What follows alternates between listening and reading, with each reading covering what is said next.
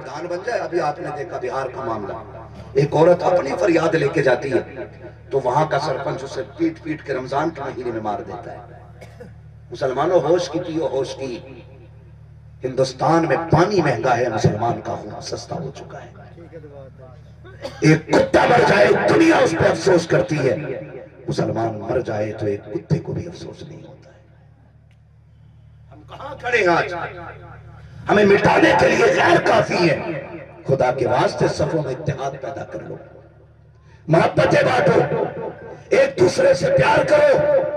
کیا فرق پڑ جائے گا اگر کسی نے ایک پلیٹ چاول نہیں کھلائے تو؟ مر جاؤ گے.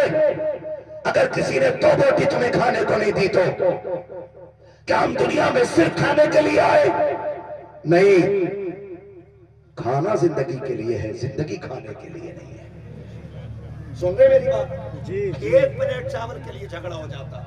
اور کتنے لوگوں کی اب تک لاک ڈاؤن کی ناراضیاں چل رہی ہیں. ہمارے گھر کھالی, اپنے گھر نہیں کھلائی تھی روٹی. یہ ناراضگیاں چل رہی ہیں. انہوں نے فرق پیدا کرا دیے, اور چھوٹے موٹے نہیں, اتنے بڑے بڑے فاصلے ہو گئے. اللہ معاف کرے. ان اختلافات کے نقصانات آپ جانتے. ایک پلیٹ چاول میں نے اپنے بیٹے کی شادی میں آپ کو نہیں کھلائے. کل اگر میری بیٹی کا رشتہ آتا ہے, رشتے والے جب آتے ہیں اللہ خیر کرے, یہ بھی بڑے بغیرت ہوتے چلے جا رہے ہیں. ایک تو نہیں آتا ہے, 2 گاڑیاں بھر کے آ رہی ہیں. ناک تک کھا کے جایا کرتے ہیں, کھا کے ٹہلتے ہیں, ہضم کرتے ہیں, اس کے بعد کہتے ہیں گھر جا کے جواب دیں گے. بغیرت اگر جواب گھر ہی جا کر کے دینا تھا تو روٹیاں کیوں کھا کے جا رہا ہے؟ غریب کے دسترخوان میں آگ لگا کے کیوں جا رہا ہے؟ اگر تجھے بیٹی پسند نہیں تھی تو دوسرے کی عزت پہ تو چھاپا مارنے کے لیے کس لیے آیا ہے؟ حد تو تب ہو جاتی ہے.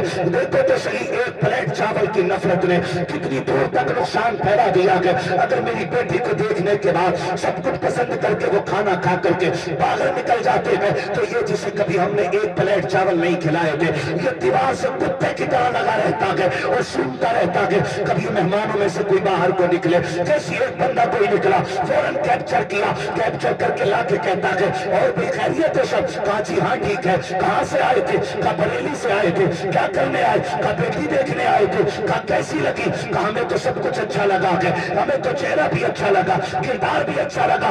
پھر وہ ایک آگ لگانے کے لیے ایک شیشہ چھوڑتا ہے اور پلٹ کے کہتا ہے تم نے تو سب ظاہر دیکھا ہے, اندر کا تمہیں کیا پتا ہے؟ ہم تو بتائیں گے نہیں, ورنہ ذمہ داری ہمارے سر آ جاتی ہے, بدنام ہم ہو جائیں گے. یہ کہہ کے سلام کر کے چلا جاتا ہے. ایک نفاق کی بیج کے دل میں پیدا ہو جاتی ہے. 1000 بیٹیوں کے رشتے سے آسمات پہ ٹوٹ جایا کرتے ہیں. کتنی بیٹیاں سہاگن بنتے بنتے